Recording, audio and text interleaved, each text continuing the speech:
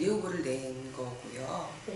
사실 이번 선거를 저는 준비를 하고 있지는 않았어요. 아시겠지만 이제 최근에 윤석열 정부가 당선이 되면서 그 전부터 그 화두가 되었던 여가 폐지 관련한 대응을 계속적으로 해오고 있는 상황이었고, 그러다 보니까 이제 중앙에서 어떻게 이 문제를 공동으로 대응할까 여기에 초점을 맞추고 활동을 하고 있는 상황이었습니다. 그거를 중점적으로. 네네. 그랬는데 화성에서 진보 3당이 공동으로 단일 후보를 그것도 비례로 내겠다는 거예요. 그래서 그 얘기를 듣고 좀 고민을 했죠. 그래서 근데 이제 먼저 정의당 쪽에서 후보 준비를 좀 하시는 걸로 알고 있었는데 준비가 안 되셨다고 들었고요. 그리고 이제 저희가 준비를 하기로 하면서 저한테 제안이 들어왔고요. 그래서 후보 준비는 거의 안 하고 선거 출마를 결심하게 된 것 같아요. 그래서 쉽지 않은 결심이긴 한데, 근데 또 지역에 계시는 분들은 잘 나온 것 같다, 이번에 가능성 있는 거 아니냐, 이런 이야기들을 해주고 계시고, 오늘 공보물 작업하는 날이래요. 어느 지역에서 연락이 오셨어요. 그래서 제가 알고 있는 한미경 위원장님이 출마하신 것 같아가지고 전화했다 이러면서 너무 반갑다 이런 이야기 해주시더라고요. 간간히 이런 전화들이 걸려오고 있어요. 지역 활동과 관련해서는 정말 재미있어서 하고 있어요. 네네네. 그러니까 활동가이긴 하지만 뭐 지역 시민의 한 사람으로 의견을 개진할 수 있는 이런 여러 단체 뭐 이런 데 좀 소속돼서 활동을 하고 있고요. 특별하게 저만의 성과라고 할 수는 없지만 이런 시민들이 모여서 함께 이룩한 성과들은 좀 자랑할 수 있는 것들이 있겠죠. 예를 들면 작년 같은 경우 이제 화성시가 지속가능 발전 협의회 대통령상을 탔거든요. 네, 들어본 것 같아요. 네, 이제 저도 같이 들어가서 지속가능 발전 화성시 목표를 수립하는 과정들을 함께 했었고요. 네, 그리고 주민참여 예산제도 활동은 꽤 오랫동안 했어요. 한 3년 정도 부위원장 하다가 네, 위원장도 역임을 했고요. 근데 이제 그 과정에서 시민들이 주시는 의견들을 가지고 이걸 예산으로 편성하는 이런 역할들을 해내기도 했었습니다. 그리고 이제 제가 되게 좀 자랑스럽게 생각하는 건 청소년들과 함께하는 주민참여 예산제도 활동들을 했었고요. 당시에 이제 주민참여 예산제도가 소외된 사람들의 목소리를 들어야 된다. 근데 이제 그 중에 청소년들과 함께 이렇게 워크숍도 진행하고, 그리고 그들이 제안하는 사업들을 사업으로 만들어내는 과정, 이런 것들을 해보기도 했었고요. 뭐 찾아보면 되게 많을 것 같아요. 뭐 마을 안에서는 코로나가 있기 전까지는 어린이 장터 이런 것도 지속적으로 네네 진행을 했었고요. 어린이 장터는 아이들이 자신들이 뭐 어렸을 때 가지고 놀았던 장난감, 옷 이런 것들을 가지고 나와서 판매하는 형태고요. 근데 이제 이게 그 판매가 직접 이렇게 화폐를 교환하는 게 아니라 장터 화폐를 사용해 가지고 물물 교환하는 형태, 그리고 그 안에서 공동체 놀이 이런 것들 진행하는 이런 어린이 장터를 매달 진행했었어요. 매달요? 네네. 저희가 이제 지역 시민들하고 같이, 그러니까 시민이라기보다는 지역 그 활동가들하고 같이 만들어낸 것 중에 그 화학물질 알 권리 들어보신 적 있으실 것 같아요. 네. 그 시민 모임을 만들고 지금은 이제 그게 네트워크로 형성이 되어 있는데요. 그래요? 네. 그러니까 화성시 안에는 굉장히 다양한 산업체들이 존재해요. 그리고 거기에 이제 가장 큰 곳이 삼성, 뭐 기아, 현대 이런 곳들이 있잖아요. 그리고 또 배출 시설들도 꽤 많고, 근데 이제 화학물질, 유해 화학물질들이 배출되는 또 그 안에서 사고가 일어나면서 노동자들이 작업 환경에서 유해가스에 노출되는 사고들이 간간히 일어나기도 하고 이랬는데, 이런 것들에 공동 대응할 수 있는 화학물질 알 권리 네트워크 이런 활동들을 또 같이 만들기도 했고 조례도 만들고 이랬었습니다.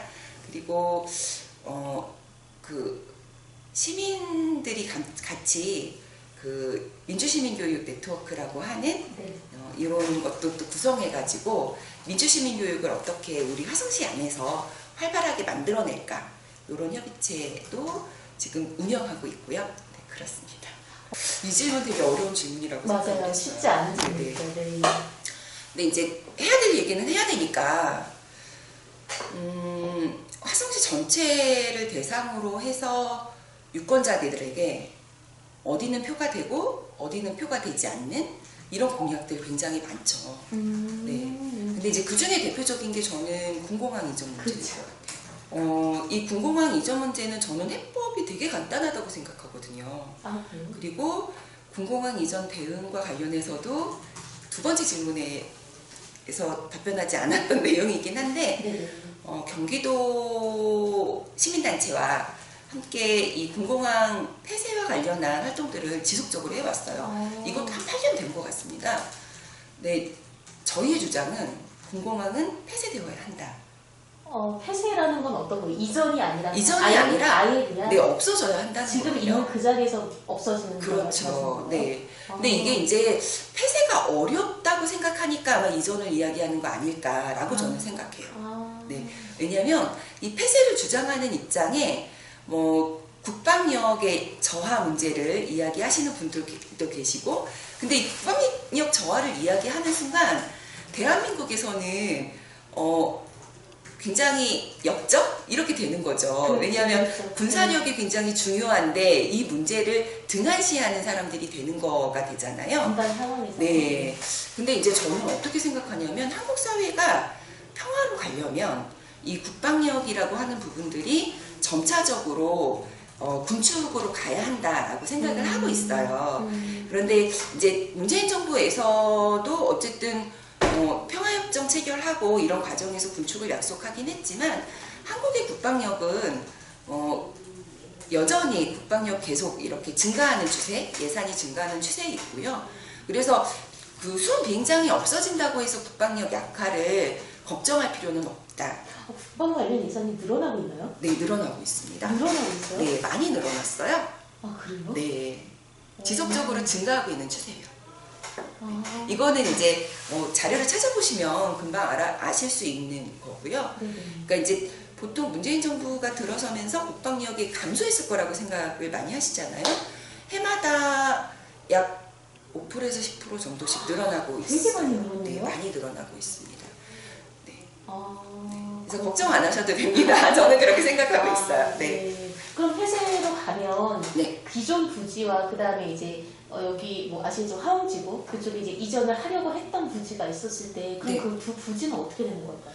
당연히 폐쇄가 되면 이 폐쇄된 공간과 관련해서는 시민들과 협의해서 이 공간을 어떻게 활용할지를 논의해야 된다고 생각해요. 근데 이제 저희 군공항이 사실은 이제 수원에 굉장히 많은 부지가 있고 그리고 화성이 일정 정도 약간 겹쳐져 있는 상황이거든요. 근데 이제 화성이 겹쳐져 있는 지역은 무기고예요, 사실은. 그래요? 네, 그 폐기되어야 할 그 화학 폭약 같은 것들이 보존되어 있는 게 화성 지역이에요. 네네네. 그래서 이 부지들은 시민과 협의해야 된다라고 저는 생각을 하고 있고, 근데 아시겠지만 이런 문제와 관련해서는 사실은 개발업자들이 많이 끼어 있어요. 그러니까 이렇게 부지가 생기게 되면 이 부지를 어떻게 개발할까를 개발업자들이 먼저 고민하는데 저는 이 고민이 왜 개발업자들과 고민해야 되는 걸까라고 생각하고 있고요. 시민들과 함께 고민해야 한다. 그래서 이렇게 뭐 군공항이 폐쇄된 곳에 시민들의 요구에 맞는 다양한 것들을 고민하는 게 필요하다라고 생각을 하고요. 그리고 이전하려고 했던 화홍호 같은 경우는 그곳은 정말 저는 생명의 땅이라고 생각하거든요. 땅에 맞는 생태와 관련한 다양한 개발들, 뭐 개발이라고 표현하긴 그렇지만 저는 개발이라는 말 사실 좋아하진 않거든요. 네, 보존하면서 이 생태를 어떻게 시민들과 나눌 수 있도록 할 거냐. 이것이 화성에서 그동안에 고민해왔던 뭐 남사르 습지를 이렇게 유치한다든지 이런 것들, 그리고 생태 관광이라고 하는 것들로 보존과 함께 시민들과 공유할 수 있는 것들로 나아가야 한다라고 생각하고 있습니다. 제가 잘 몰라서 그런데 그쪽에서 벼농사 짓는다고 그러지 않았었어요? 벼농사를 짓기 위해서 간척 사업을 한 거죠. 그런데 사실 그 그곳에서 생산되는 벼가 그렇게 많지는 않은 거고요, 지금 현재. 근데 이제 문제는 여기를 매립을 해서 만들어진 매립지를 비행장으로 만들겠다는 거잖아요. 민간공항으로 만들겠다. 왜냐하면 군공항 이전으로 안 되니 민간공항까지 포함해서 민간공항을 만들겠다 이런 거고요. 이 민간공항이 만들어지면 민간공항을 만드는 순간 거기에 그 이익을 보는 사람들은 저는 따로 있다고 생각해요. 화성 시민이 아니라. 그리고 화성 시민들은 민간공항이 만들어지고 그리고 운영되는 순간부터 그 적자를 메우기 위해서 세금을 계속 들어 부어야 되는 상황이 될 거라고 저는 예측하고 있습니다. 진보 정당들이 진보 정치를 계속 해오는 과정에서 가장 큰 어려움은 아마도 그 국민들에게 이 힘이 없는 정당으로 비춰지는 것 아닐까라고 생각해요. 그러니까 굉장히 중요한 목소리를 내고 있고 정당들에게 표를 주기에는 규모도 작고. 네, 대부분 그 투표는 당선 가능성을 염두에 두고 그렇죠. 네, 투표를 하시잖아요. 네. 이제 그러다 보니까 진보 정당들에게 표를 주는 것이 사표가 될까봐 걱정을 많이 하신다고 생각을 합니다. 네, 그래서 저는 이번에 이 단일화 그리고 민주노총 지지 후보 이것이 굉장히 중요하다고 생각을 해요. 힘을 모으는 과정이죠. 이 과정이 사실 중앙에서부터 출발하긴 했지만 지역에서 지금 많은 후보들이 그 진보 정당들이 단일화한 후보라는 이름으로 그리고 민주노총이 지지하는 후보라는 이름으로 뛰고 계시고요. 화성에서는 저희는 이제 그 지역위원회 자체가 이제 정의당과 녹색당 그다음에 진보당이 있기 때문에 이제 이렇게 3당이 지지하는 후보로 이렇게 결정이 좀 된 거고 민주노총이 지지하는 후보 이렇게 해서 제가 이 큰 영예를 누리고 있는데 근데 중요한 건 이 힘을 모으는 것까지는 굉장히 어려운 과정을 통해서 모아내긴 했는데 그 결과인 것 같아요. 시민들이 사실 표로 가능하다 가능하지 않다라는 것들을 결정하시는 것처럼 저희가 이런 희망을 일구는 일에서 이 결과가 어떻게 나오느냐에 따라서 또 그 어려운 결정들이 또 빛을 볼 수 있는 것이 아닐까라는 생각을 하고요. 그래서 그 어려운 결정을 빛을 내기 위해서 저도 굉장히 열심히 뛰고 있고 그리고 진보 3당에 많은 분들이 또 열심히 뛰고 계세요. 민주노총도 또 거기에 맞게끔 한미경 후보가 당선될 수 있도록 하자 이런 마음으로 뛰고 계신 걸로 알고 있습니다. 일단 축하드리고요. 네. 사실은 근데 이제 후보님께서 이제 말씀해 주셨다시피 의원님이 되고 나서가 중요한 거잖아요. 네네. 되고 나서도 사실은 쉬운 길은 아니라고 생각이 듭니다. 그러니까 뭐 노동자를 대표하고 진보 의원님들도 사실상 이제 좀 수도 적으시고 그래서 쉽지는 않은 길인 것 같은데 자신이 있으신지가 좀 궁금합니다. 걱정 많이 되죠. 그리고 좀 빠른 걱정일 수도 있다는 생각은 하는데 근데 이제 화성시가 진보시의원이 한 번도 없었던 건 아니에요. 2010년도에 민주노동당 시의원으로 박혜명 시의원이 당선이 된 적이 있었고요. 그게 전부입니다. 네, 그게 전부입니다. 2010년도에. 네. 근데 이제 당시에는 지금 이제 국민의힘으로 대변되는 정당이 8석 그리고 지금 더불어민주당으로 대변되는 정당이 8석 이렇게 네. 있었고요. 그리고 민주노동당 시의원 1명이었어요. 네, 그러니까 어려운 자리였긴 하지만 충분히 그 안에서 역할을 할 수 있는 자리였다라고 생각해요. 그리고 거기에 맞는 성과들도 굉장히 많이 만들어냈었습니다. 한국에서요? 네. 저는 진보시의원 1명이 할 수 있는 역할은 25명이거든요. 저희 화성시 의회 이번에 이제 선출되는 의원님들이 꽤 많으시네요. 네. 네. 그 안에서 25분의 1이 아니라고 생각해요. 25분의 1은 아니고 굉장히 다양한 역할을 할 수 있겠다라는 생각을 하고 있고요. 그리고 이제 그동안에 정치 안에서 배제되었던 사람들의 목소리를 충분히 대변하는 역할을 하려고 하고 있습니다. 그것은 시민사회의 목소리, 그리고 소수 정당들이 사실은 정치권에 당선되지 못했다는 이유로 배제되었던 것들을 저는 그 안에서 그 목소리 대변하는 역할을 좀 하려고 하고 있고요. 그리고 장애인들, 그리고 여성들, 청소년들, 이 소수자들의 목소리를 대변하는 역할을 하고 싶습니다. 소수자 약자의 목소리를 네네. 전달하시겠다라는 거죠. 그러면은 저는 이제 정치인분들 인터뷰할 때마다 여쭤보는 건데 네네. 모든 국회의원 분들의 꿈은 대통령이라면서요. 아, 그러면 네. 의원님께서 후보님께서도 의원님이 되시면 네, 어떻게 우리 여의도 입성까지도 이렇게 생각을 하고 계시는 건지. 그렇지 않습니다. 아니 이거 잘 네. 말씀해 주세요. 그냥 네. 나중에 가실 수도 있잖아요. 기회가 만약에 주어진다면 갈 수도 있겠죠. 예, 저는 정치는 누구나 할 수 있다고 생각해요. 목소리를 내어야 한다라고 생각하고 그 목소리를 대표하고 싶다면 누구든지 정치를 할 수 있는 구조여야 한다라고 생각을 하고요.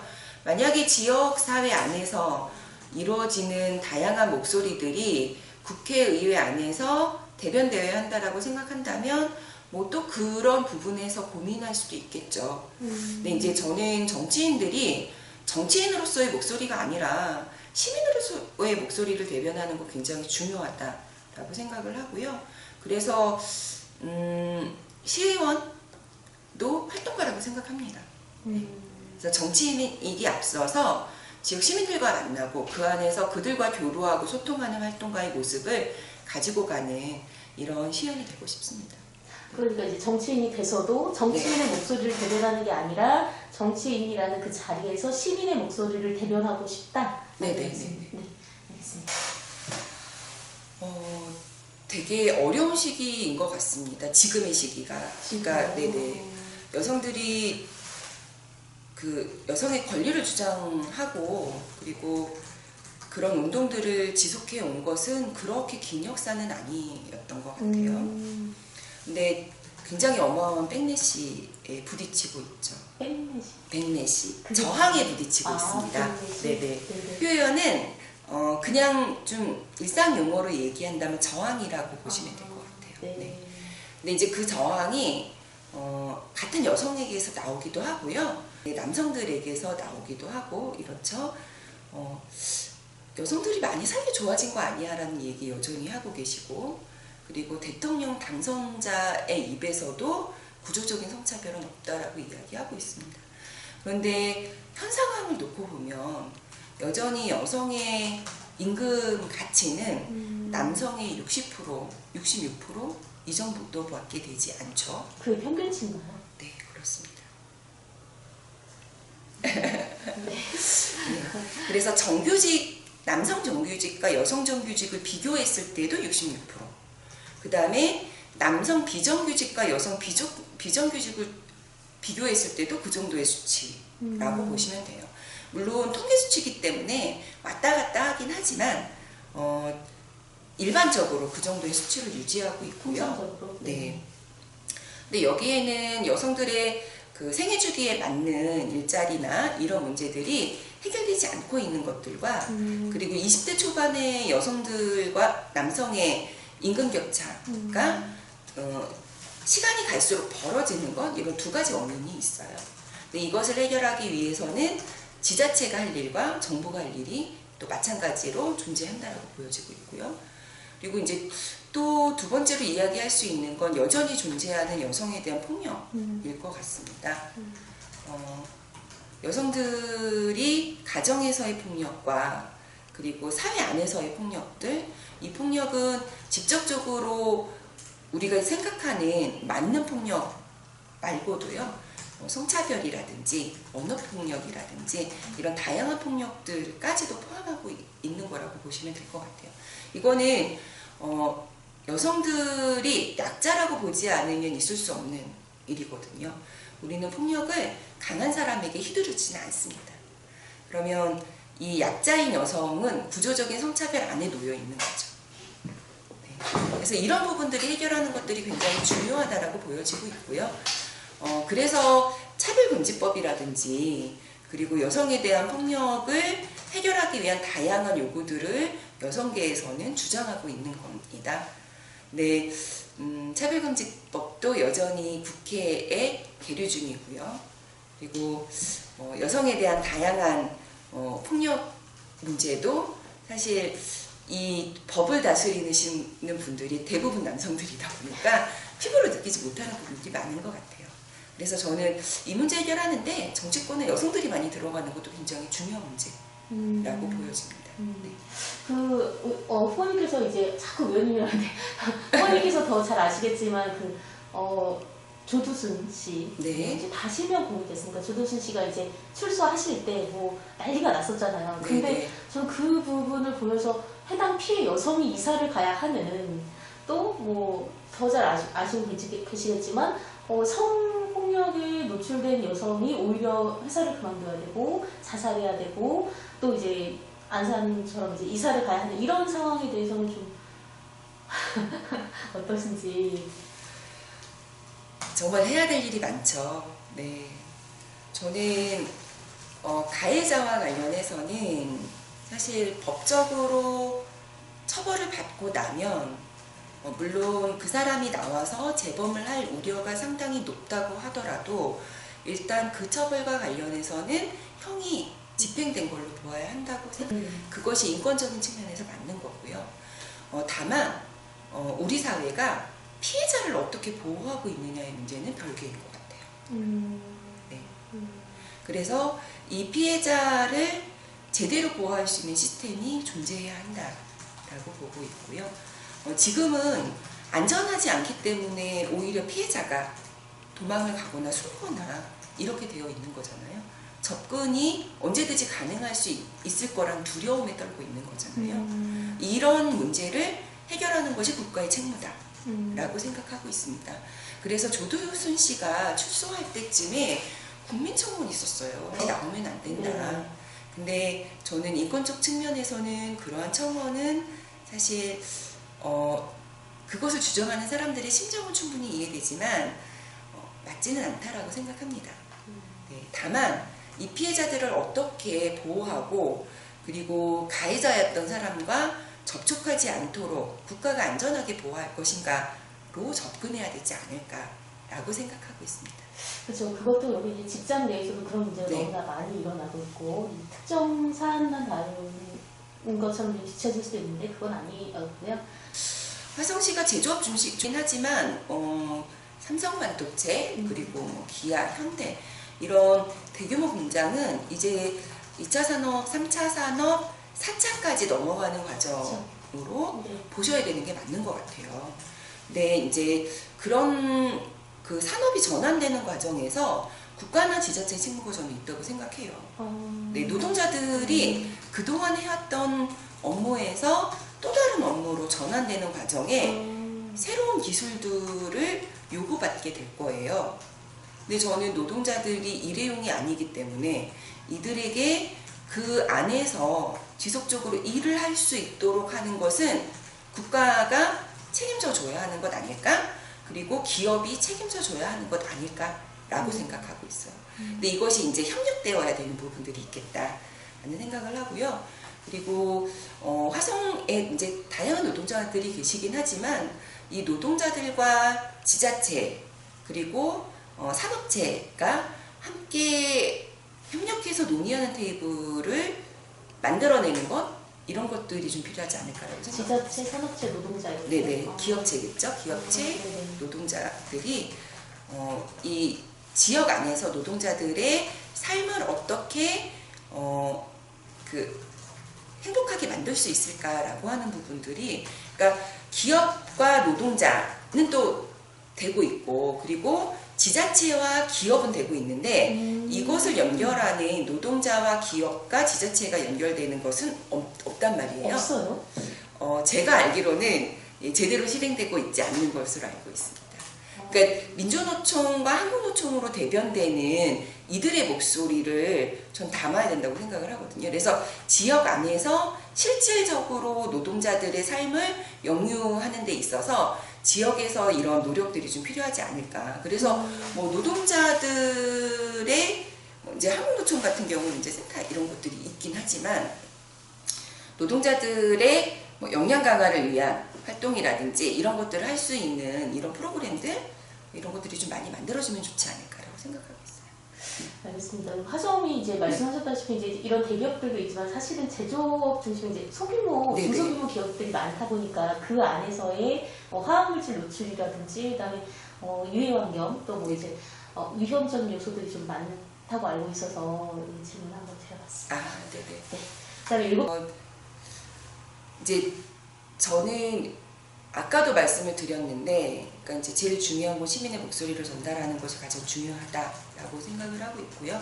그래서 진보 정당들하고는 안정적인 구조의 협의체를 만들어서 의회에 전달할 수 있는 그리고 진보 정당들이 낼 수 있는 목소리들을 모으는 이런 것들을 구성하려고 생각하고 있고요.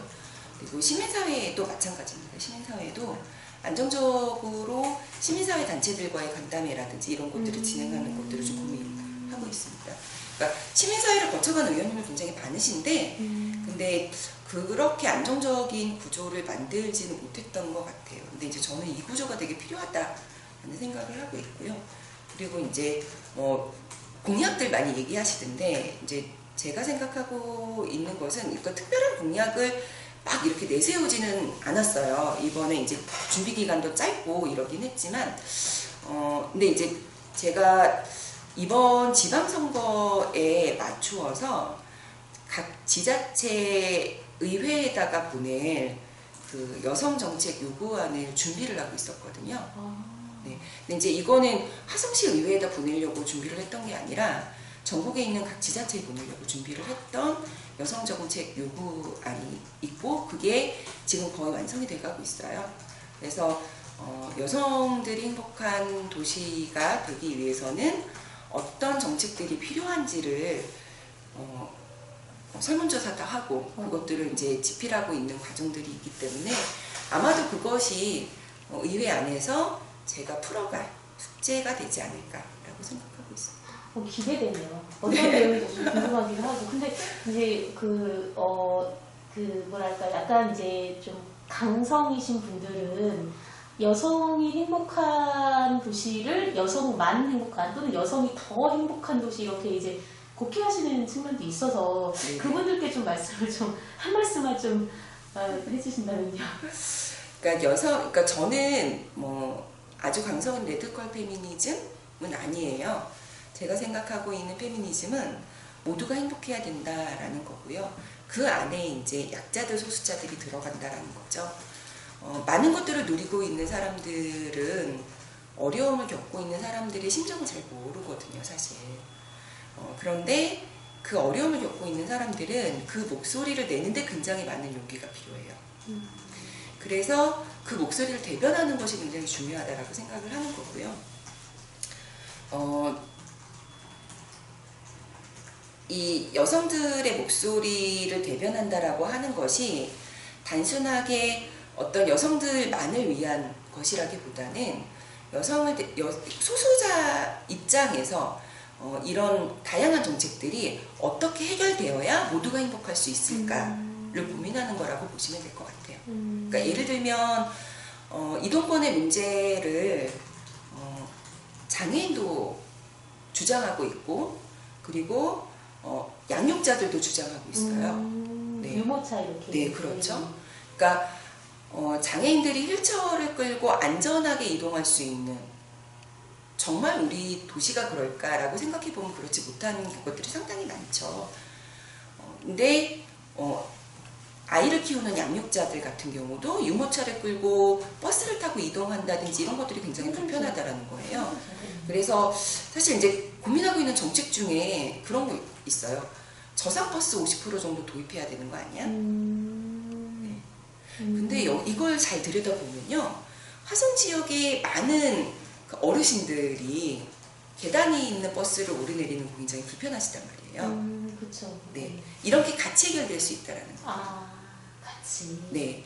장애인을 위한 것이기도 하고 양육자들을 위한 것이기도 하고 그리고 어르신들에게도 이것은 굉장히 중요한 예, 정책적 요구가 될 수 있다. 그래서 제가 고민하고 있는 모두가 행복한 정책이라고 하는 것은 바로 이런 것들이라고 보시면 될 것 같습니다. 네. 일단은 이번 선거를 잘 치르는 거입니다. 이번 선거를 잘 치르는 건 저를 떠나서 이렇게 진보 정당이 힘을 모으고 이것을 빛을 내겠다라고 결심을 했던 그 결과에 보답하는 길이라고 생각을 하고요. 그리고 화성 시민들이 굉장히 많이 양당 정치 체제에 지쳐 계세요. 아, 그래요? 네, 만나 뵈면 그런 이야기들을 많이 하시더라고요. 저는 또 거기에 또 보답하는 길일 수 있겠다. 그래서 일단 중요한 건 이번 선거를 잘 치르는 것이다. 당선이 물론 되어야 되겠지만 당선이 되지 못한다 하더라도 의미 있는 득표를 하는 것은 굉장히 중요하다라고 보고 있습니다. 네. 그리고 저의 이후의 행보는 그동안에 제가 살아왔던 것처럼 제가 필요한 자리에 무엇을 할 것인가를 고민하면서 살아가겠다는 것, 이런 정도의 약속을 드릴 수 있을 것 같습니다. 네, 안녕하세요. 네. 갑자기 목소리가 원래 목소리대로 해주세요. 두 톤 이렇게. 네. 네. 진보 3